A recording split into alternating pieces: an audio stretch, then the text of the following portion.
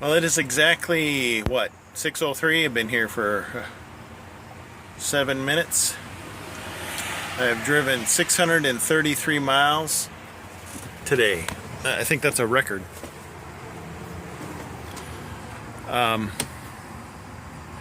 Lock the door, have my keys. Let's see.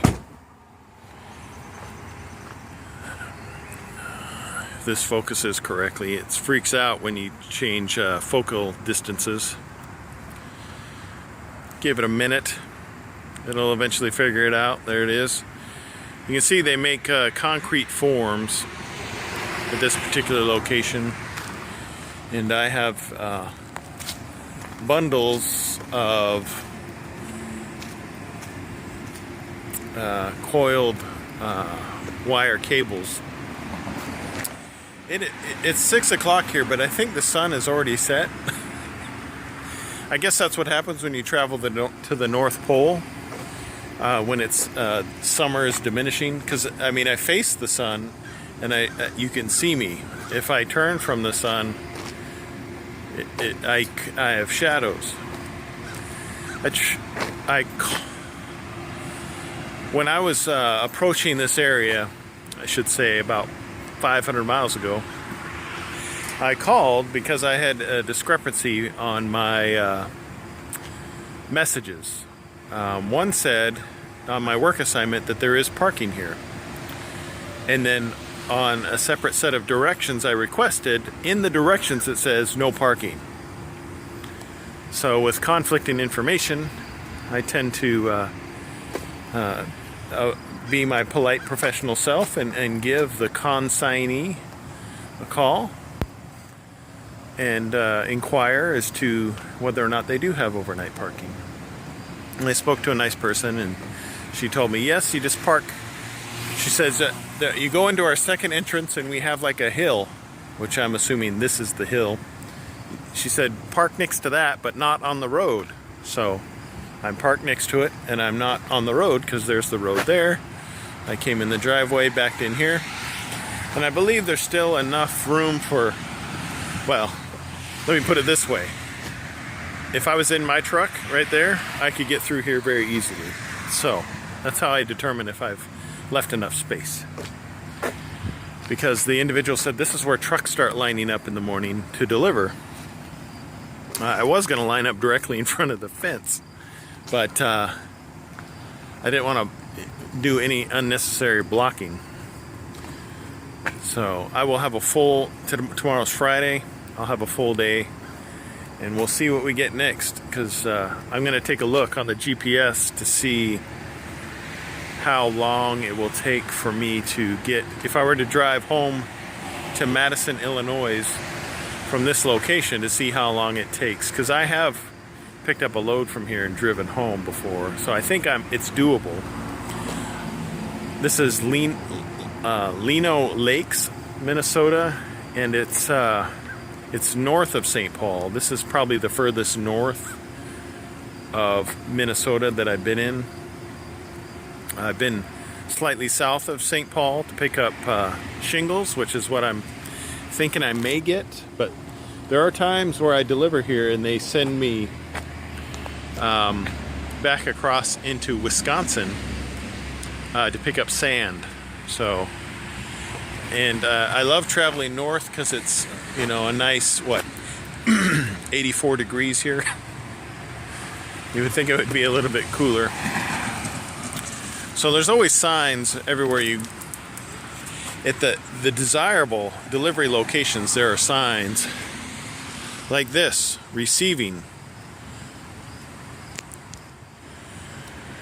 Because when you have a facility with multiple entrances,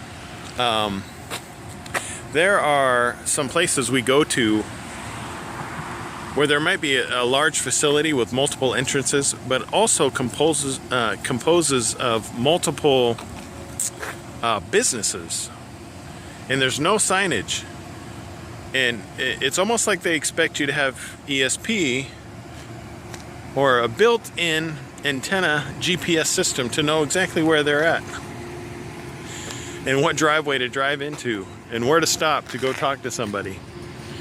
But early on in my trucking career, I used to get anxious about that. Used to. Now I know no matter what I do, it's always going to be wrong. And that's the way I plan. It's like right now, I'm parked here.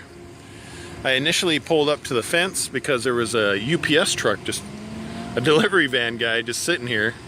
And when I pulled in, he left. But when I pulled in, I pulled up to the gate. There's a sign on the inside of the gate that says this is where receiving is, what channel to turn your CB on, which is awesome. This way you can talk on the CB and be like, hey, here I am, here's my load number, where do you want me? And they give you directions on where to go. Well, I got out and did a survey of the landscape, and I determined that this is the hill that they're speaking of, and I'm like, you know what, I bet you I can park. This is where they want me to park. I'm pretty sure that's where it is, but I could always be wrong, and that's what I always feel, like I'm wrong.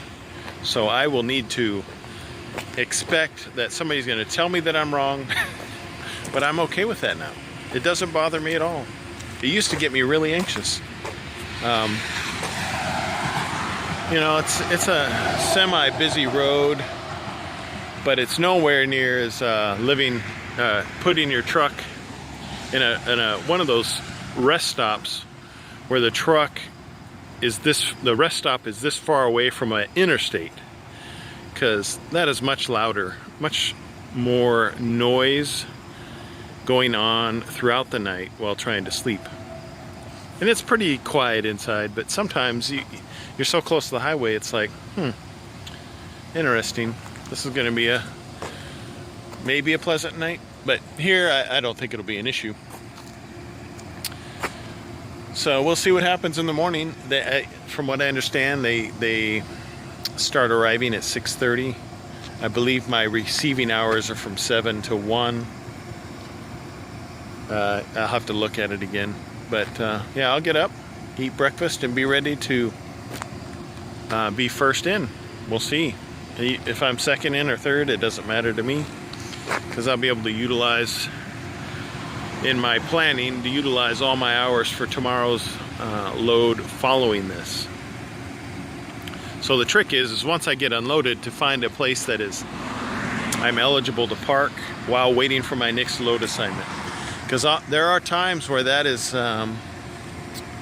difficult to accomplish at a consignee or a receiver, because there are times where they say, okay, you're unloaded, you need to leave. You are not allowed to stay here with your truck, and they tell you that. It's like, oh, okay. So you have to hopefully find a truck stop or a rest area or a place where you can actually park that's not too far away to await your next load assignment, because it's incredibly disappointing to travel in one direction, get your new load assignment, and find out you traveled in the wrong direction, because all that mileage you just used will count against you.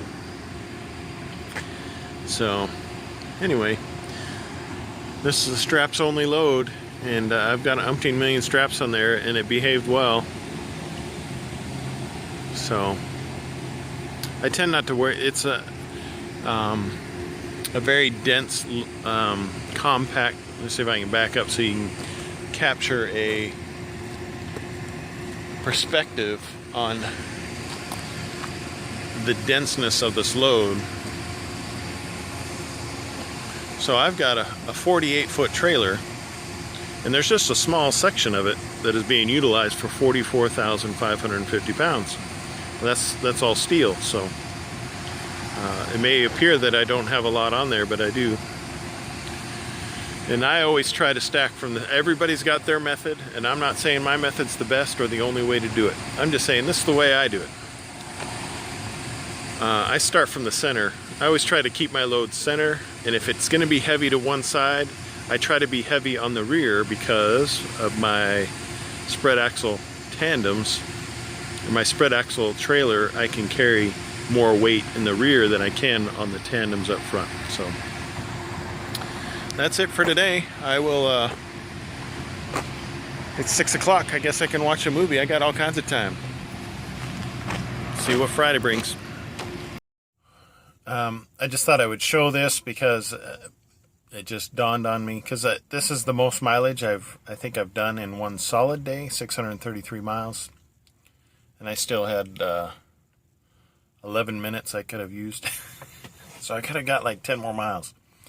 I get paid, what I'm remembering, because, you know, I don't track this stuff very well, 52 cents a mile times 633 miles. I made $329 today just driving. And so there are good days like this, and but it's averaged out with some not so good days. But overall, I'm happy with the way it turns out for me and my paycheck. And I think for each individual, it is different. And those are things you have to weigh into consideration as far as what trucking company you decide to drive for. I think I need to do a frequently asked questions video, because there is an insane amount of questions that are repeated over and over and over again. And it makes it much simpler if I just cut and paste a frequently asked questions video link into somebody's comment. This way I don't have to retype the information over and over and over and over again. So, but in case, the number one question is, yes, this is an automatic truck. And all trucks in the Maverick fleet are they're auto shifts. Now there is exceptions to that rule on rare occasions, but I'll explain that in the frequently asked questions video. But for all intents and purposes, Maverick has auto shift transmission trucks, fleet wide. Good night.